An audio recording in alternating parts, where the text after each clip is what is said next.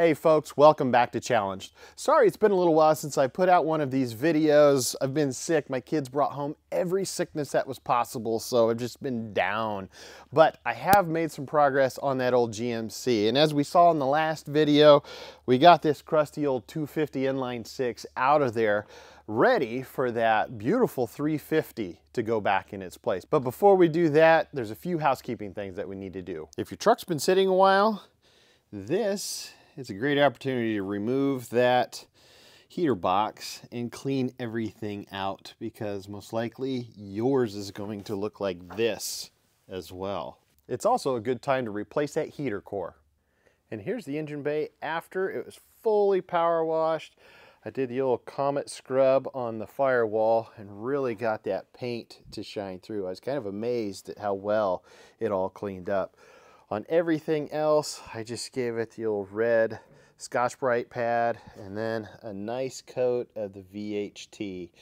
I'm using the satin variety on this, which actually turned out a little shinier than I thought it was going to. I think the whole thing turned out really well. If you're going for the inline 6 to small block Chevy route, you can actually leave the inline 6 motor mounts in place. That is if it is a 230 or a 250 inline. But the bell housing on that transmission will bolt right up to the small block Chevy. Just make sure that whenever you're changing your clutch, you are also changing that throwout bearing. Since you are able to reuse these in the factory inline 6, that is again if it's a 230 or a 250 inline 6, it is going to set your small block Chevy engine back towards that firewall. So the distributor is almost going to be touching that firewall. It's actually sitting in the 4x4 position. So there's nothing wrong with that. In the first episode with this truck, I noticed that I had zero clutch, and I can tell you why. Well, take a look at that flywheel. It is so heat stressed and cracked, as well as this clutch is just dead. If we look at the other side of it, it's so worn that it's worn into the rivets that hold this pad in place. And take a look at that pressure plate right there. It is just completely worn. So this was just junk. This is a factory 10-inch. I'm going with the small block Chevy's typical 12-inch flywheel along with a heavy-duty clutch to go with it. I don't want any slippage because I'm using the wrong clutch. Even though I can use this it will fit on that small block Chevy. Don't forget to put your pilot bearing or bushing in place before you stab this entire engine back into that car. Dropping in this engine wasn't too bad. It took a little while to get that input shaft lined up, as well as the fact that I had those shorty headers already installed on that engine. So those collectors were wanting to hit the engine perches as I was going in. But once I manipulated the transmission angle, I was able to get everything to pop on in. And here's what it looked like once I got that engine set in. And you can see how far back it actually sits. And here's what it looks like with everything reinstalled. Turned out real nice. Everything fits just like it should.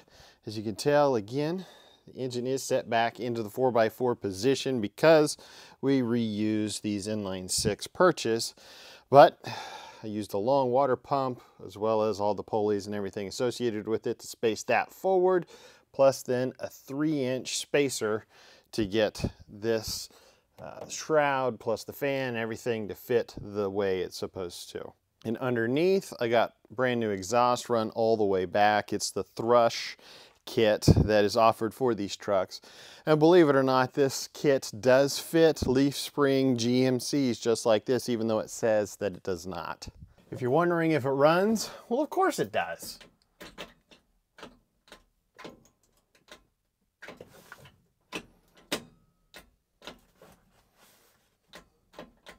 Well, let's try this again. I had a dead battery, so it's charged up now.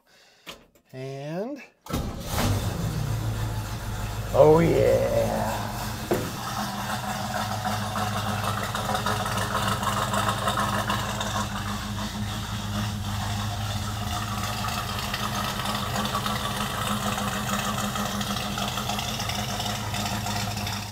Well, the truck runs really well, sounds really good.